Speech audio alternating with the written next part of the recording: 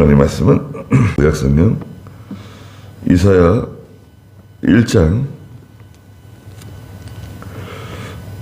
5절 말씀부터 좀 다시 좀 보겠습니다. 3절 마지막에 보니까 이스라엘은 알지 못하고 내 백성은 깨닫지 못하였다. 소는 자기 주인을 알고 나귀도 자기 주인의 구유를 알고 있는데 이스라엘 백성들은 하나님 백성들이 하나님을 알지 못하고 깨닫지 못했다. 그리고 죄를 짓는 거예요.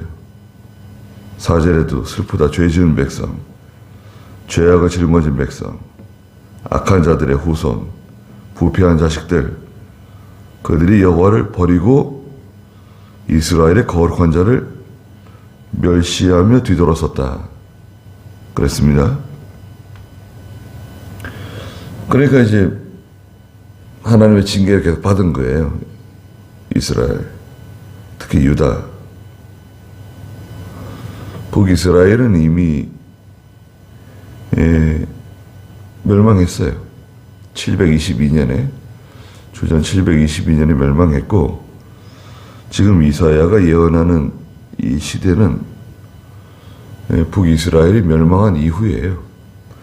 739년 정도부터 예언하기 시작한 것으로 보는데요. 54년간 유다가 멸망할 때까지. 그런데 5절에 보니까 너희는 왜 매를 더 맞으려고 계속하여 반역하느냐. 너희 온 머리는 병들었고 온 마음은 약해졌다. 하나님은 징계하면, 하나님께서 징계하시면 피할 수가 없어요. 또 과거에 아무리 믿음으로 살고 하나님께 충성하고 희생하고 봉사하고 그랬어도 죄를 계속해서 죄를 짓고 나가게 되면 하나님이 반드시 징계하세요. 성도에게는 심판한다, 이런 단어는 잘 쓰지 않습니다. 멸망시킨다, 이런 단어는 성도나 교회에는 쓰지 않으세요. 보통 훈계하신다, 징계하신다, 책망하신다, 이런 표현을 쓰죠. 매를 맞는 거예요. 계속 매를 맞는데도 계속 그 고집을 피우고 거역하고 나가는 겁니다. 이걸 깨달아야 되는데 하나님이 사랑하시기 때문에 지금 바로 서라고 징계하신다, 돌아서라고 책망하시는 거다, 바로 깨닫고 깜짝 놀래가지고 돌아서야 되는데 너무 이게 지금 기울어져 있어요.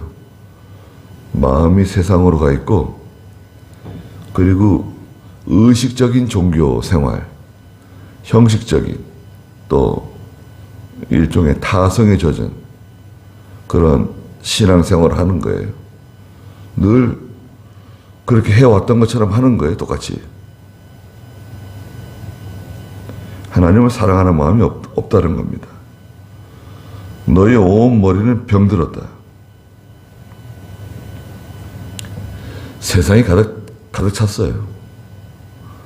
또 인본주의 사상, 인본주의로 다 기울어지고 우상 숭배하고, 한쪽에서는 하나님 섬기고 한쪽에서 또 우상 섬기는 거예요.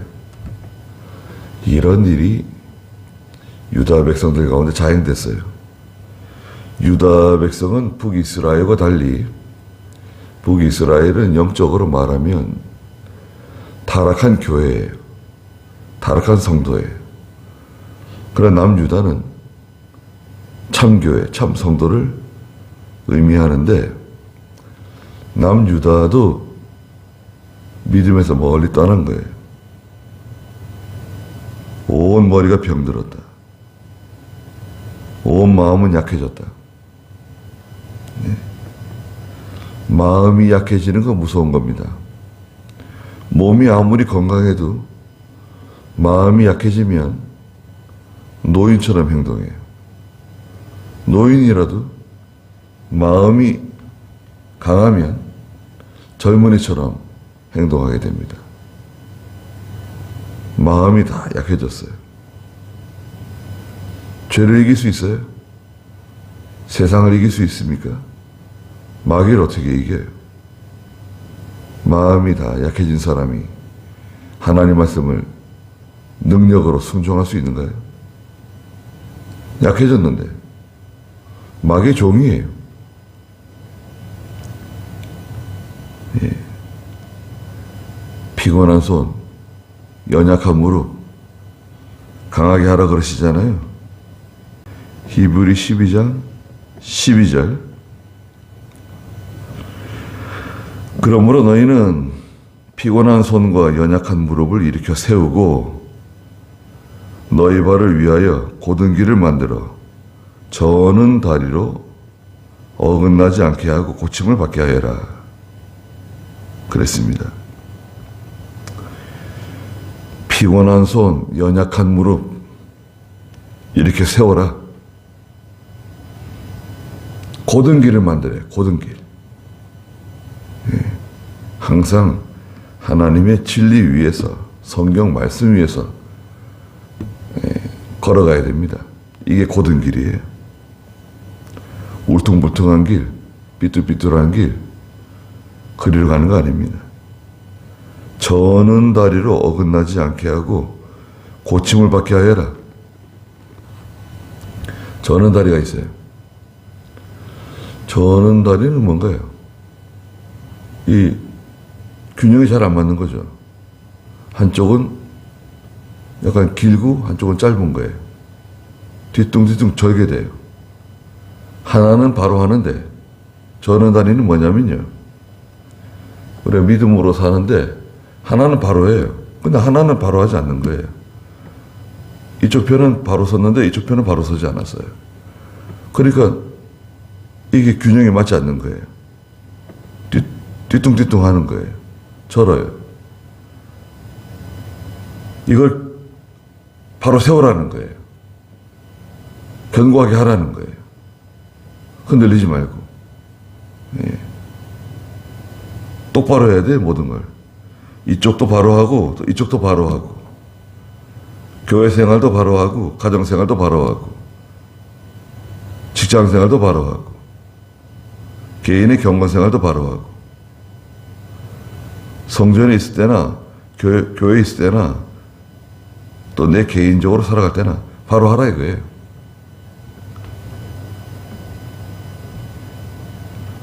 (6절에) 발바닥부터 머리까지 성한 곳이 없으며 상처와 멍과 새로 맞은 자국뿐이다.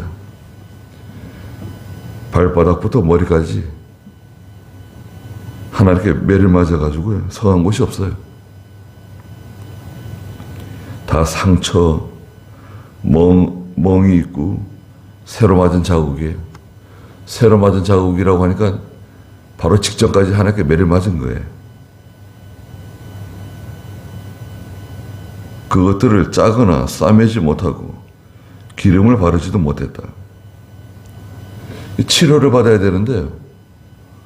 치료를 받고 약을 바르고 붕대를 감고 이게 회복이 돼야 되는데 계속 매를 맞게 되니까요.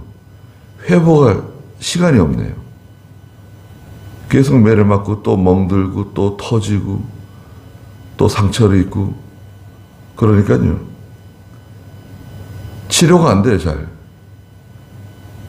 계속 어긋나 나가는 거예요. 이게 웬일이에요? 유다 백성들이.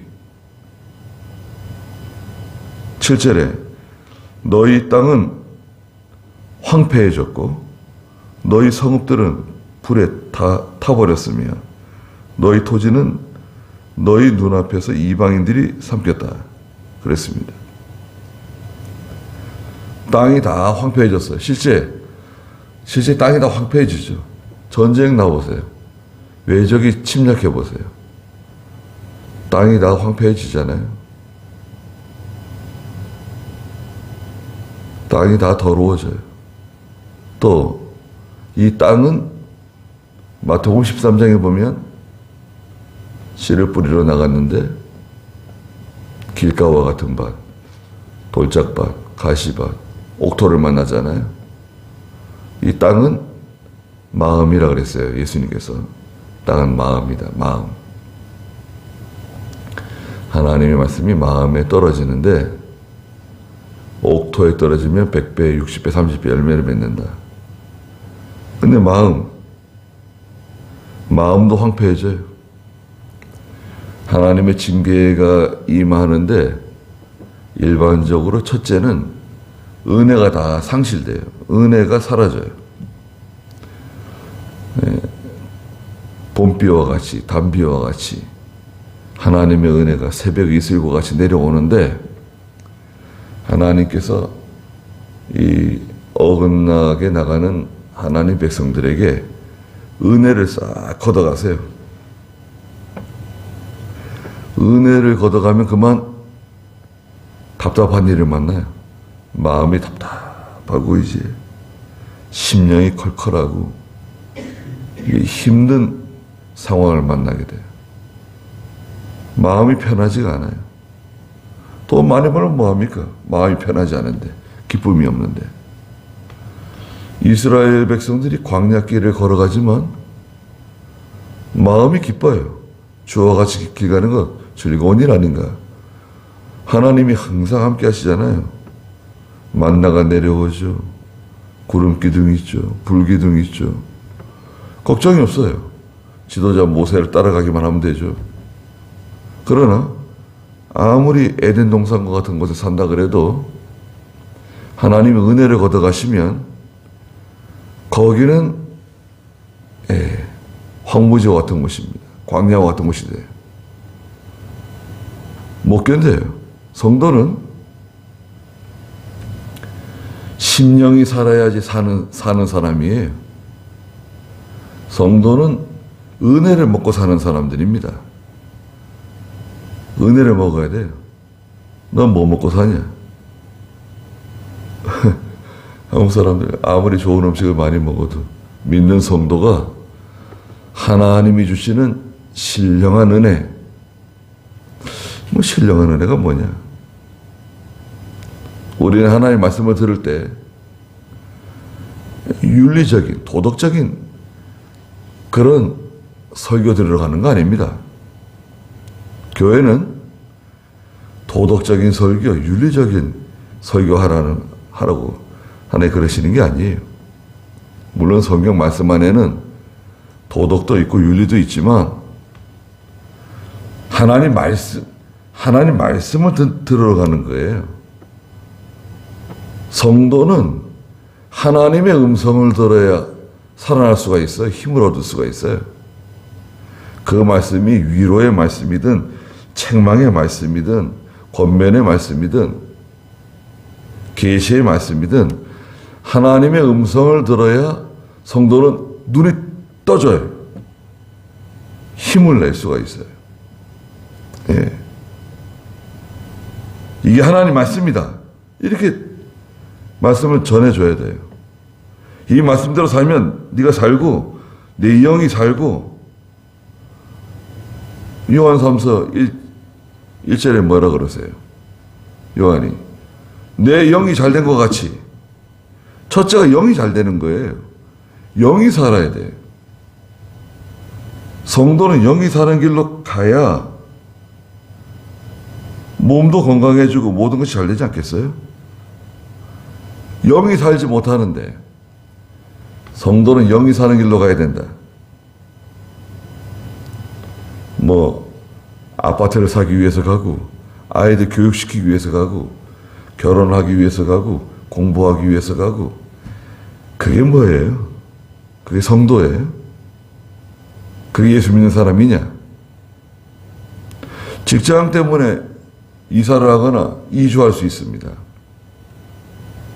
그러나 성도가 이 진리의 말씀을 따라서 가게 되면 하나님이 기뻐하지 않으세요. 네. 우리는 영이 사는 길로 가는 가는 사람들이 돼야 됩니다. 예배당도 마찬가지예요. 어디서 내가 신앙생활을 해야지 내 영이 살 것이냐, 내 영이 신령한 양식을 먹을 수 있을 것이냐, 이렇게 해서 신앙생활 하는 겁니다. 너희 성읍들은 다 불에 타버렸다.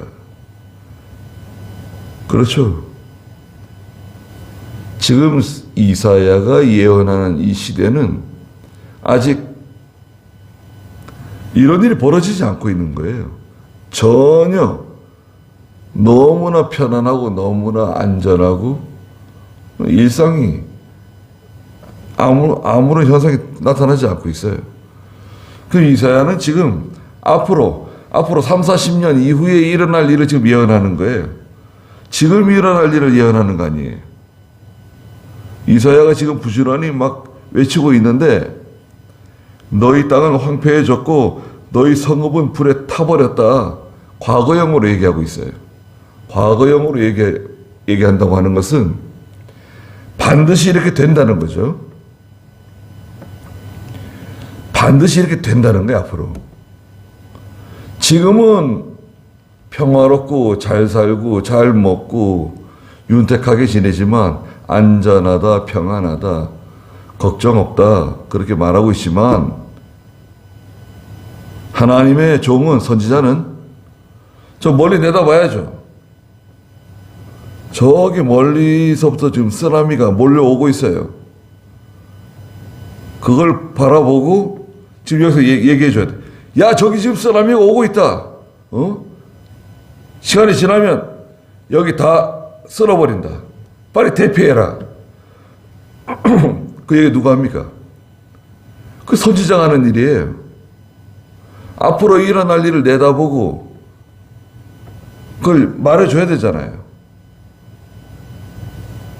그 사람 개인에게 앞으로 당신에게 무슨 일이 온다고 이렇게 말해주는 건 정당하지 않아요. 그건 선지자가 할 일이 아닙니다. 점쟁이에요. 그러나 믿음의 눈으로 바라볼 때, 하나님의 말씀을 통해서 바라볼 때, 야, 이 사람은 앞으로 하나님의 징계를 받을 것 같다. 어려운 일 만날 것 같다. 이 가정은 하나님께서 어려운 일 만나게 하실 것 같다. 알 수 있잖아요. 그것을 직접적으로 이렇게 말해주는 것은 정당하지 않아요. 그럼 상처를 입죠. 시험 들죠. 하나님의 말씀 증거할 때 하나님의 말씀이 다 있어요. 지금 믿음으로 하지 않고 있는데, 하나님 뜻대로 하지 않고 있는데 거기다 대놓고 복 받는다고, 잘 될 거라고, 자네도 잘 될 거라고.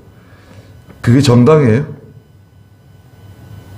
거짓말 하는 거예요. 거짓말. 다 거짓말이에요. 이사야 9장 보세요. 이사야 9장 13절에 보시면,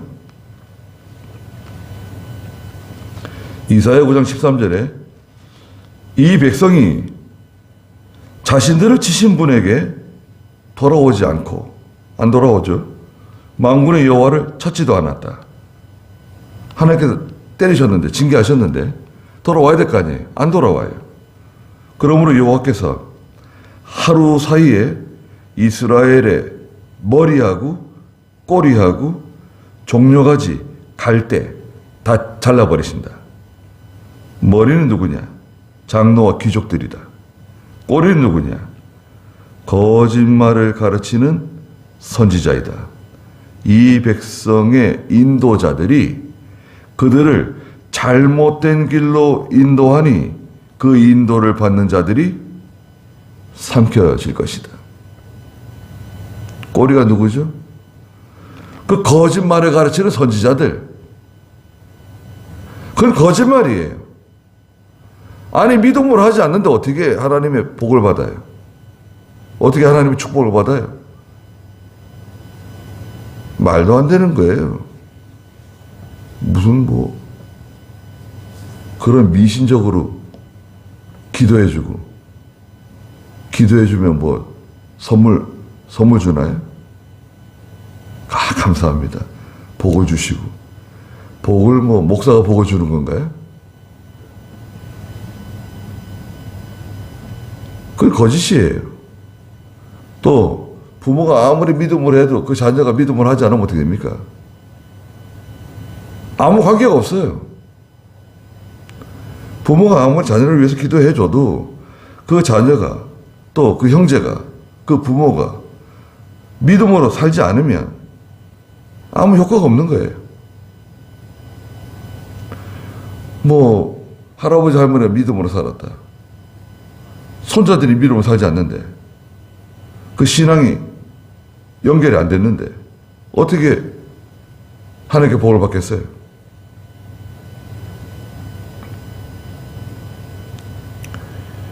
너희 토지는 너희 눈앞에서 이방인들이 다 삼켰다.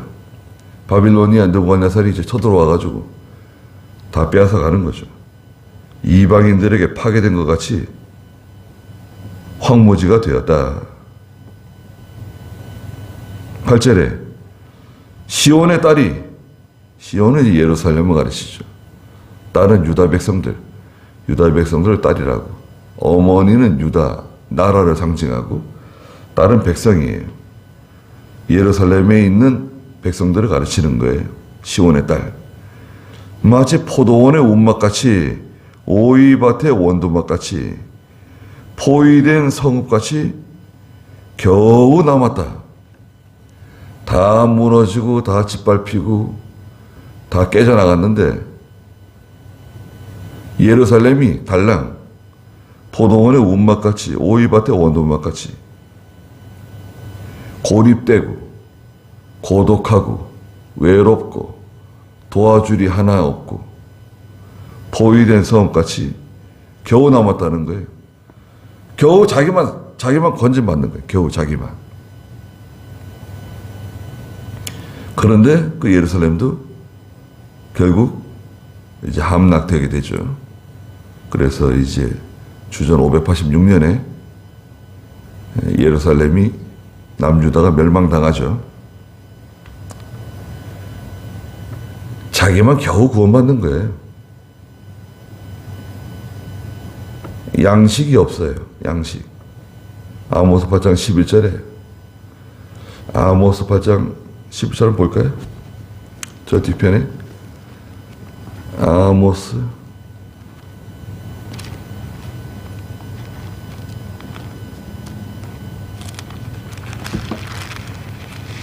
8장 11절 주 여호와의 말씀이다. 보아라, 그 날들이 올 것이다. 내가 기근을 땅에 보내리니 양식이 없어 기근이 아니요 물이 없어 기갈이 아니라 여호와의 말씀을 들음에 대한 기근이다. 사람들이 이 바다에서 저 바다로 헤매고 북에서 동까지 돌아다니며 여호와의 말씀을 구하나 사람들이 얻지 못할 것이다.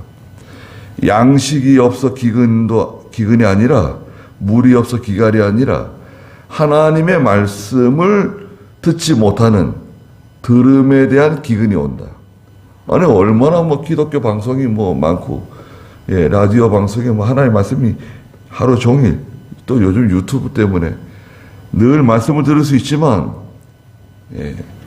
자기에게 필요한 영의 양식이 되는 그 신령한 양식이 되는 말씀이 그 말씀을 얻을 수 없다는 거예요. 자기에게 양식이 되는 말씀. 자기에게 양식이 되는 말씀 있잖아요. 내가 잘못하는 것을 책망해 주는 말씀. 깨닫게 해주시는 말씀. 바로 세워주시는 말씀. 그 참 양식. 그 양식을 얻어야 되는데 양식을 못 얻으니까 그냥 이 바다에서 저 바다로 북에서 동으로 왔다 갔다 양식 찾으러 돌아다니는데 여호와의 말씀을 구하지만 사람들이 얻지 못하는 시대. 과거에도 있었고 지금도 있는 거죠. 그런 시대를 만났습니다. 그래서 하나님의 말씀을 듣다 보면 나에게 주시는 말씀이 있어요. 아, 내게 주시는 말씀이 이로구나. 내게 주시는 말씀으로 들려질 때가 있어요. 나 들으라 그러시는가 보다. 예. 오늘 저도 마찬가지죠. 저는 말씀을 전하면서 말씀을 듣고, 여러분들께서는 말씀을 들으면서, 아, 하나님이 내게 주시는 말씀이 이로구나. 이렇게 들으면 그게 자기 양식이 되는 거예요. 은혜가 되는 거예요. 그 말씀 붙잡고 우리 기도할 때 이 말씀대로 살아가게 해 주시옵소서. 하나님 이렇게 말씀하셨는데 이렇게 될 줄을 제가 믿습니다. 그 얼마나 감사합니까? 영의 양식이 되고 생명의 양식이 되는 거죠. 앞으로 일어날 일을 이사야가 내다보고 유다 백성들에게 열심히 외치는데, 듣는 유다 백성들은 얼마나 이 이사야의 설교를 싫어하는지, 예, 우리 참 이해가 안 되죠. 이 유다 백성들이요, 이사야의 설교를 얼마나 싫어했는지 모릅니다. 그 내용도 이제 뒤에 나오죠.